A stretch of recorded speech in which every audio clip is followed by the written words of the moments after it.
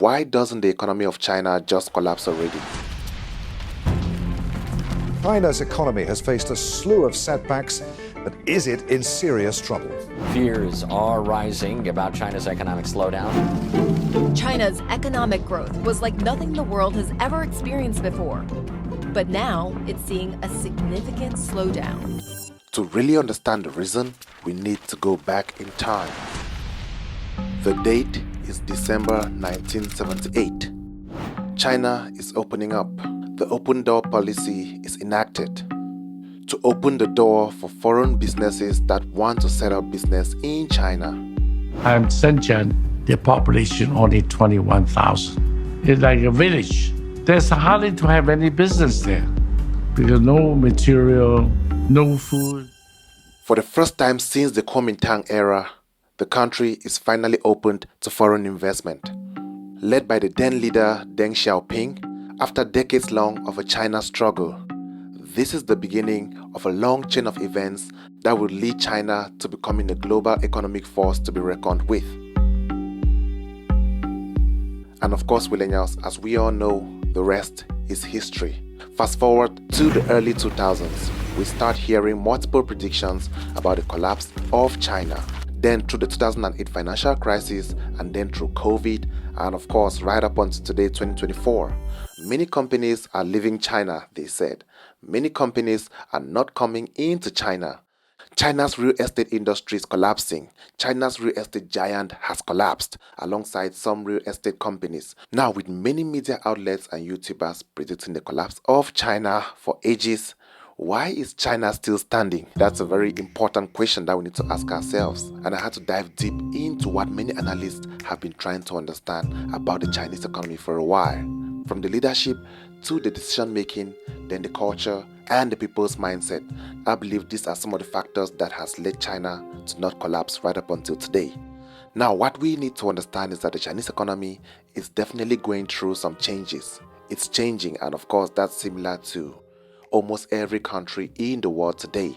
But then we need to understand that the difference between the Chinese economy and other economies around the world is that the Chinese economy is changing with the times. It is changing with the trend and updating itself. Now we can clearly see that the world we have today isn't the same as it was 10 years ago.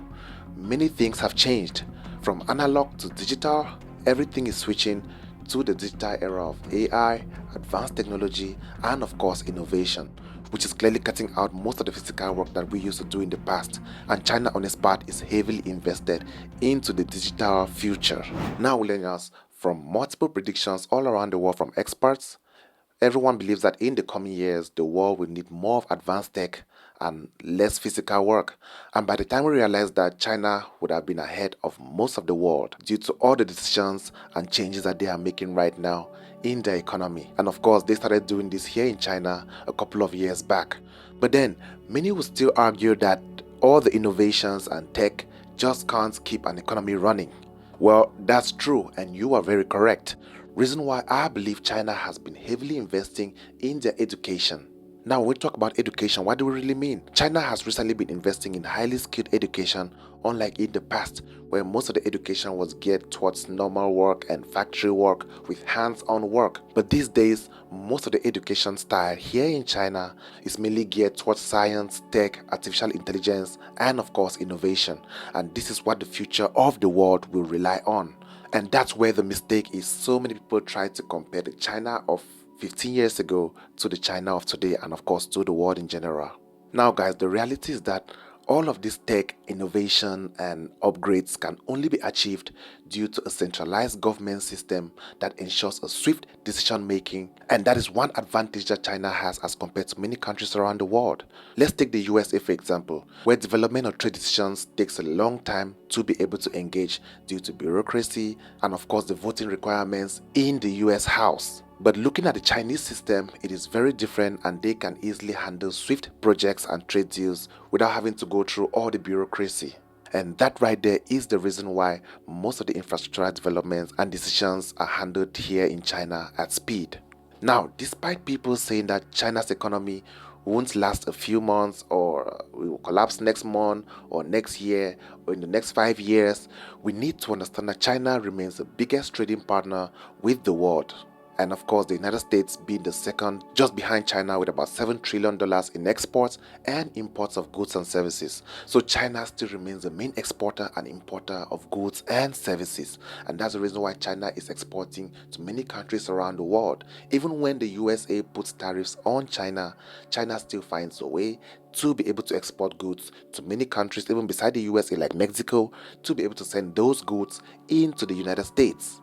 Now, millennials, being the largest trading partner with the world definitely helps China stay consistent. And of course, China doesn't seem to be relenting on their efforts to creating more and more trade and development relationships with the world, like through the BRICS and the Belt and Road, which, as we all know, has gone a long way towards building stronger relationships. And of course, these relationships in turn contribute to maintaining China's strong economic standing.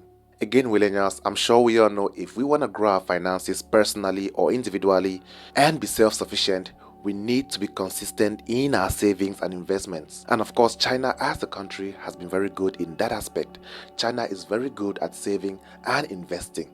According to the World Bank, China's savings rate to GDP is the highest among large economies, with total household deposits at a record 132.2 trillion yuan. Now, from the top government level right down to the everyday citizens here in China, savings is a cultural habit, and as I can say, China's high savings rate gives the country leverage to be able to stay ahead of the tumultuous times when in need of emergency funds without having to borrow a whole lot of money from many other countries. And yes, China does have debts, just like every other country across the world. But the point is that China has a good backup plan to stay ahead of any crash that might be on the horizon. And now, talking about all of these debts and the money spending, when we all look at what China spends their money on as compared to many other countries around the world, we can easily realize that the Chinese government has a clear strategy for investing. And that is, of course, as compared to many countries that might invest a whole lot of billions of dollars or trillions of dollars into wars and other countries out of their own country, China is doing the opposite. China believes in friendship, and they are doing their best to be able to build more bonds and invest more in their country to build a strong base at home, to avoid an economic collapse, and then go out to the world to create more friendships. And that right there is why it will definitely take a long time before the economy of China collapses. Now, at the end of the day, millennials, China isn't without its troubles. There are lots of economic troubles happening in China. It's very normal. But then sometimes when you experience troubles, it doesn't determine your future. It is what you do right now which will determine the future. But then the truth is that every country has economic troubles every now and then. Nevertheless, we need to understand that the reason why China hasn't collapsed and might not collapse anytime soon is due to a well-organized and planned strategy that requires all hands on deck to be able to succeed. Again, I also feel like if China was investing a whole lot of billions or trillions of money into wars, they will just collapse easily.